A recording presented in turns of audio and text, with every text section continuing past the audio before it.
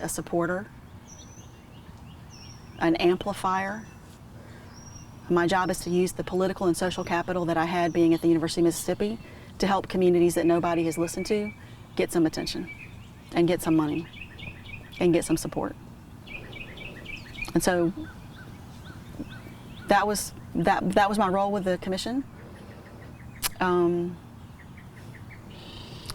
suppose it's important to know that Mr. Little always said to me, I want to do what the coalition did. I want to have a statement that we can stand up and we can say to the world what we think. And he said, I don't care what the statement says. It can say mew, mew, mew. I will die with the sound of Jerome Little telling me it can say mew, mew, mew. Because he's this former Marine, big tough guy, and he's saying the little kitten sounds. He just wanted there to be some agreement, some unity that they could present to the world. And we met for a good year and a half, maybe even close to 2 years before it got to the place where it felt like there was openness to a statement. At first, when there was that agreement in the meeting, Mr. Little immediately said, okay, now the next thing we need to do is we need to call Reverend Al Sharpton and we need to call Reverend Jesse Jackson and we need to invite them to come. And Mr. Michener got up and left the room. And Carolyn Webb was upset. These are white members of the commission. So the rest of the week, my job was to sit on the phone with the members of the commission and let them yell at me about the other people on the commission and why that they shouldn't have done what they did. So for Mr. Michener and Ms. Webb, it was why do they feel like they need to invite those folks here? They're just troublemakers. They're not going to help us with anything. And for Mr. Little, it was I should be able to invite anybody that I want to invite to my community. Absolutely you should. Absolutely you should. I said, tell me why you want to invite them. Help me understand the purpose of the visit. What do they bring in your mind to the table? Because it's many things that they can bring, but tell me what they bring. And he said, well, we're going to have attention. We're going to have to get the world to see what we're doing, and cameras follow them. And I said, that really helps me. I said, Mr. Little, I want you to believe me when I tell you that you don't need them for the cameras to come, because your story is compelling and powerful and transformative and life-changing, and it's going to be okay. And I think we had enough of a trusting relationship that he said okay. But it took a minute to get the coalition back, the commission back to the space where they would trust each other enough to keep going. And so Mr. Little raised the possibility of a statement again. And again, Mr. Michener left the room.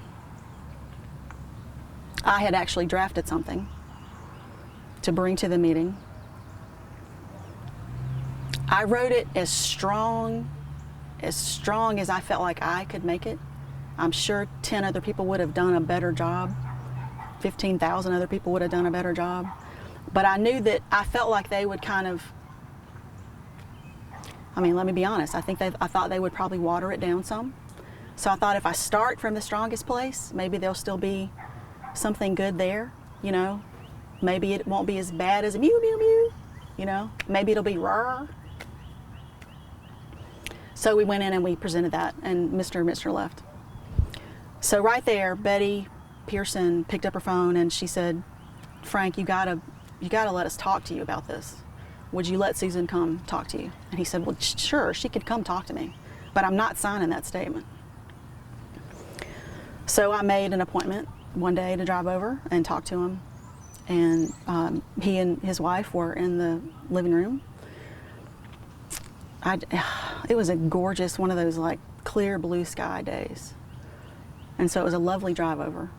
And I was scared to death. I didn't know what I was going to say to try to convince Mr. Michener to sign the statement. So I went in and I said, tell me what it was like to grow up here, Mr. Michener. What was it like for you to grow up here? And his eyes lit up and he started telling me stories about growing up on the plantation. And he talked to me about how close he was to the workers. And he got to the place where he talked about Emmett's murder. And he said it was awful and it shouldn't have happened. But my family didn't do that.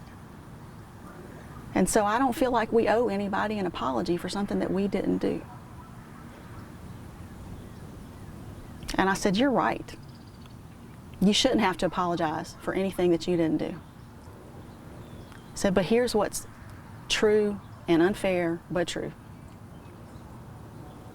When the jury released that verdict that freed those men that we all know were guilty, and nobody else in Tallahatchie County rose up and said, that was awful. That was a miscarriage of justice. That jury doesn't speak for us.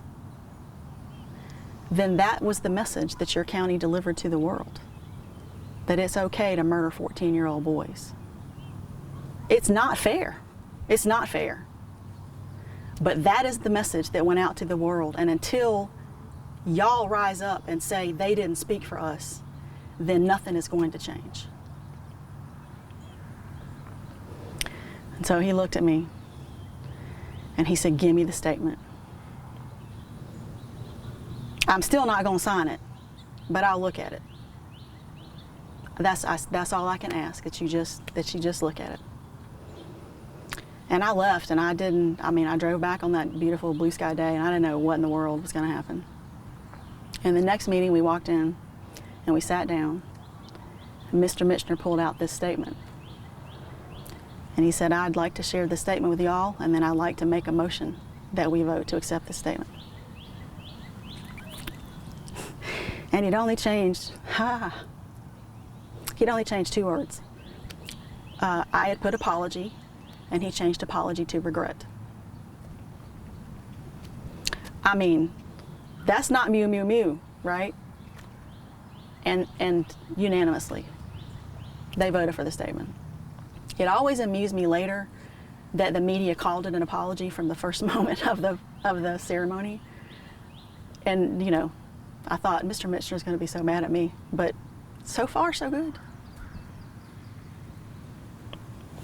2 things. One is, how did you feel yourself when he said, give me the letter? And how did you feel yourself when he presented it to the board to make motions?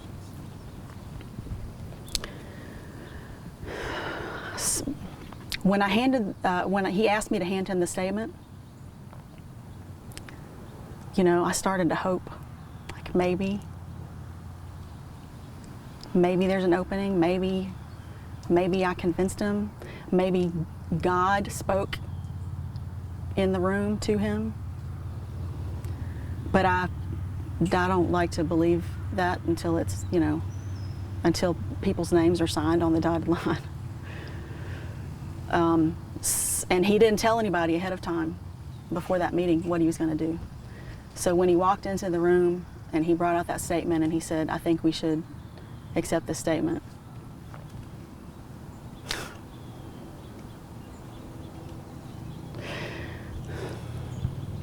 It is rare, I think, probably, when you are consciously aware that you are in a moment that history is happening right in front of you and that you are a part of it. And I've gotten to be there twice. I got to be there in the room when Edgar Ray Killen was found guilty, and I walked out of the courtroom with Rita Shorner Bender and Bill Bender and Leroy Clemens. And I got to be there when the citizens of Tallahatchie County said,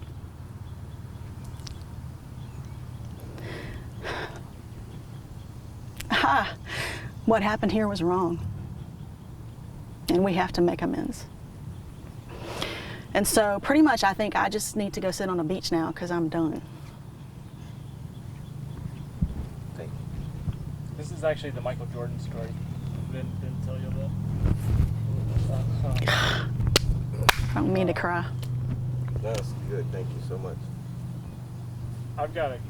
So, can you speak to the relationships on the commission, given that many of the white members were plantation owners and many of the black members? Unless y'all have a question that you wanted to ask. That's good. And then Dave also be thinking about questions.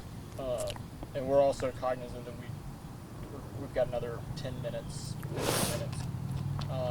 So just the relationships, and if you can make sure to include Jerome and Frank.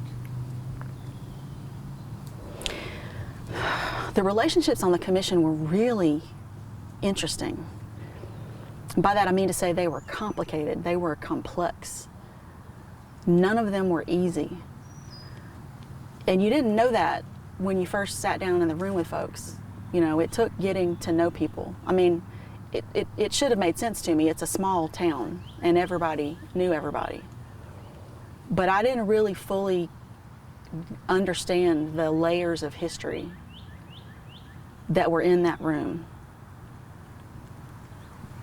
Probably if I thought about it too much, you know, my mind would explode, right? I found out that Mr. Michener owned the plantation that Mr. Little grew up on.